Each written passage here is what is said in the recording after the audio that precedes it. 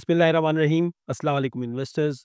इस मंथ के round up को स्टार्ट करने से पहले अलमीज़ान इन्वेस्टमेंट्स की तरफ से उन तमाम लोगों को बहुत मुबारक हो जो इस साल के हज के सफ़र पर रवाना हो चुके हैं या अनकरीब रवाना होने वाले हैं।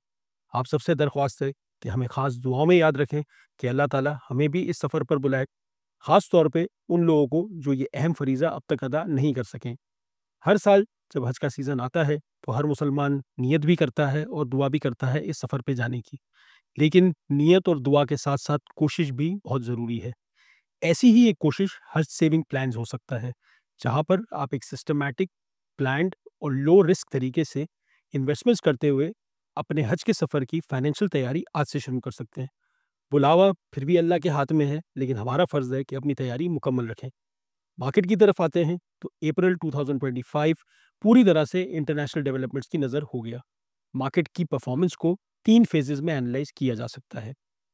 पहला फ़ेज़ है डोनाल्ड ट्रंप की जानिब से पूरी दुनिया के लिए टैरिफ्स में इंक्रीज़ का ऐलान करना।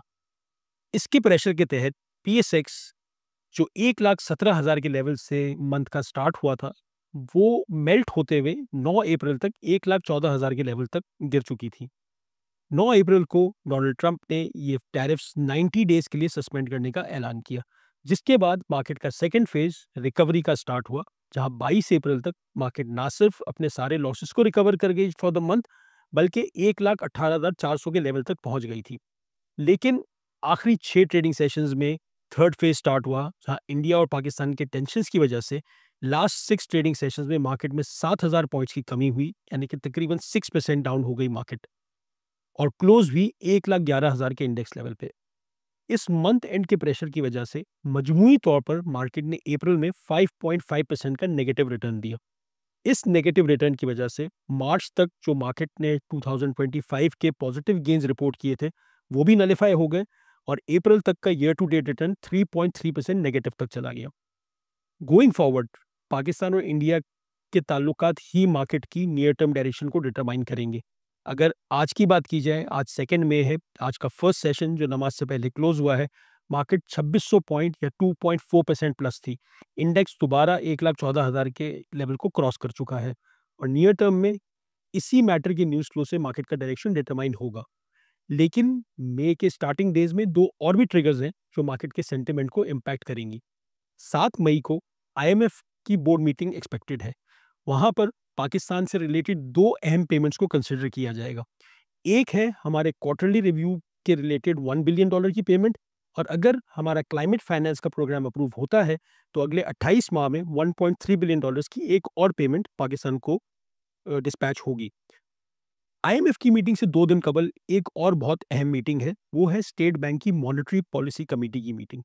जैसा कि हमने प्रीवियस मॉनेटरी पॉलिसी के टाइम पे हाईलाइट किया था कि अगर सीपीआई की रीडिंग्स को देखा जाए तो स्टेट बैंक के पास इंटरेस्ट रेट्स कम करने का काफ़ी रूम मौजूद है।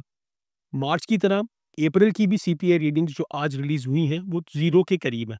0.3% ईयर ऑन ईयर का मतलब है कि वो गुड्स एंड सर्विसेज जिनकी बेस पे सीपीआई मेजर होता है, उनकी कीमतें कमोबेश पिछले साल के लेवल पे ही हैं।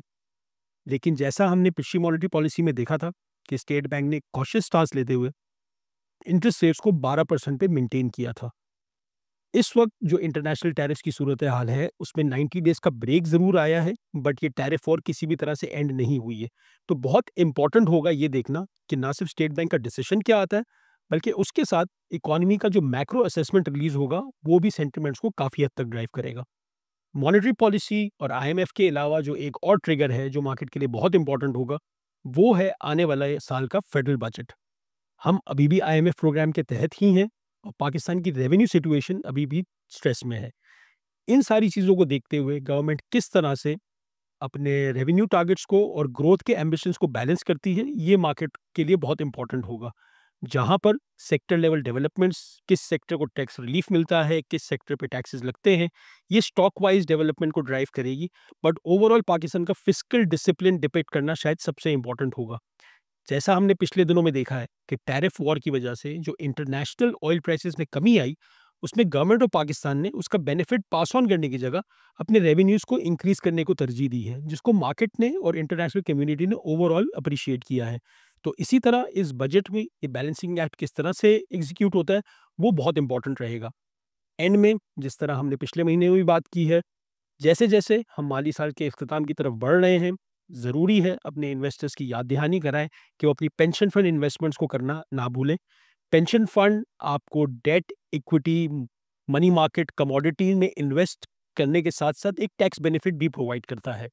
गवर्नमेंट ऑफ पाकिस्तान ने लॉन्ग टर्म सेविंग्स को प्रमोट करने के लिए एक इंसेंटिव प्रोवाइड किया है कि जहाँ पर आप इन एसेट क्लासेस का रिटर्न तो एन्जॉय करते ही हैं, वहाँ अपनी टैक्सेबल इनकम का अप टू 20% इन्वेस्ट करके उस पे टैक्स रिबेट भी ले सकते हैं।